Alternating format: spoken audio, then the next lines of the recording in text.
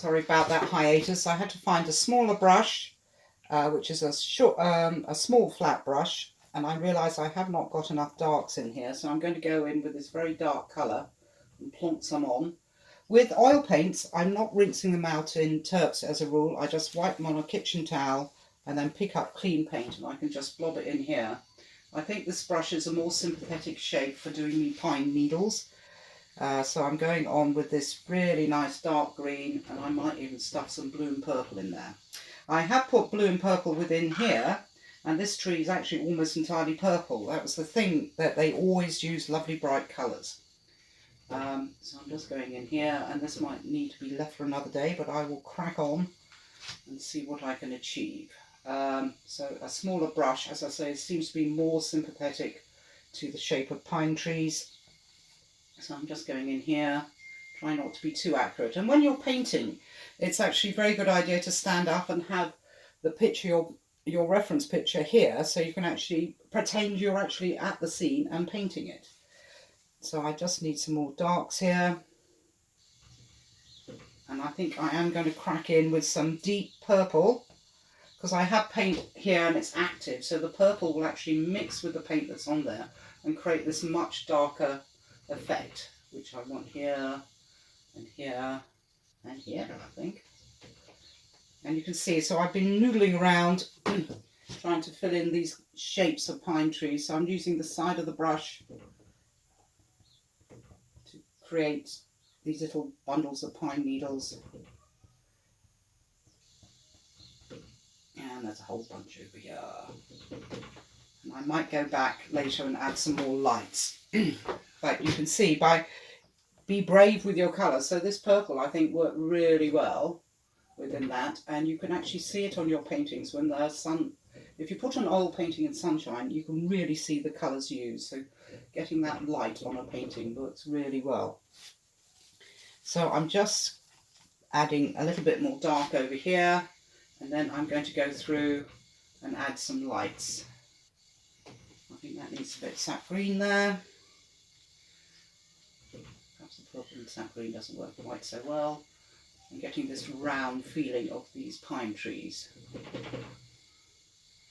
And it's a good idea to be quite loose and free when you start a painting. It is quite hard to do. I'm always reverting to my illustrator roots of being very neat.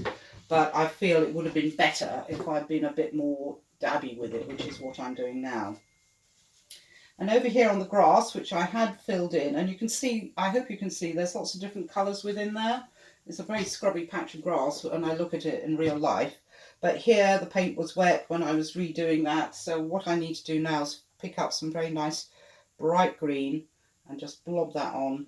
And so almost like working with acrylics, I'm just blobbing that on and looking for areas of dappled shade. I always like my dappled shade, so I'm just going to add a bit of yellow ochre to that to vary the colour a bit, which didn't do any good at all. Maybe a bit of white. Oh, there we go, a bit of white. I can go in here and add a bit of that to build up different colours. So none of this is any one colour, it's lots of little dabby shades of different colours.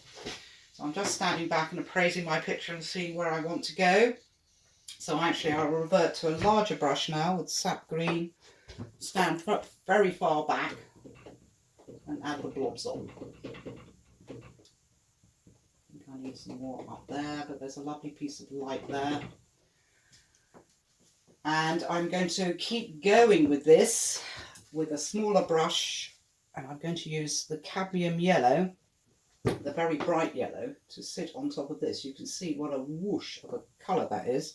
Finding it a bit too strong, the yellow compartment, but I just want to add areas of light so I get a variation. Oh, there's something happening up here. So I can add lighter areas and the nice fluffiness of those pine needles over there and over here. And I'm going to add a bit more variation within this. That's picked up that rather greeny, that rather strong green that was on there. So I'm just going to go over with some yellow ochre, hoping it will calm down a bit.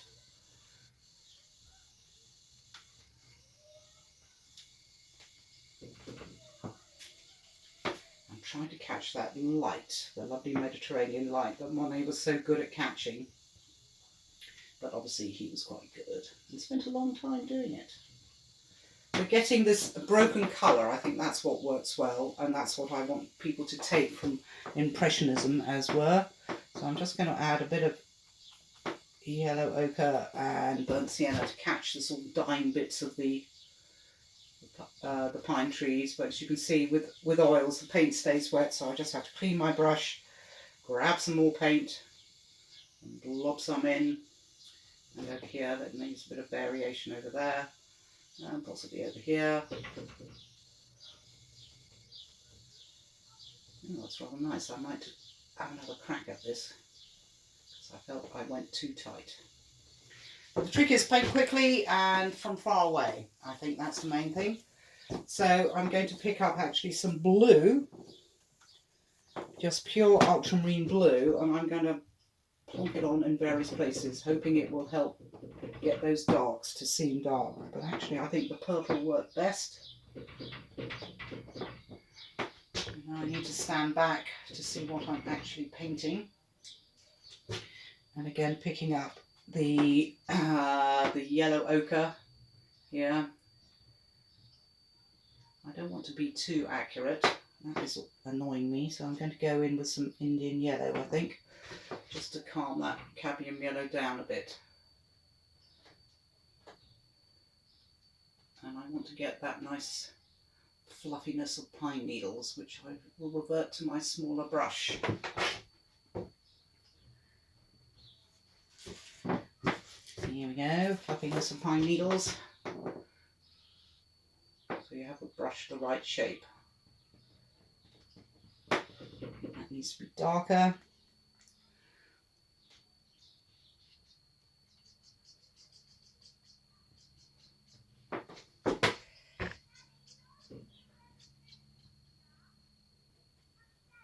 And I think to bring this painting on, I'm going to need to concentrate on the painting rather than talk about it.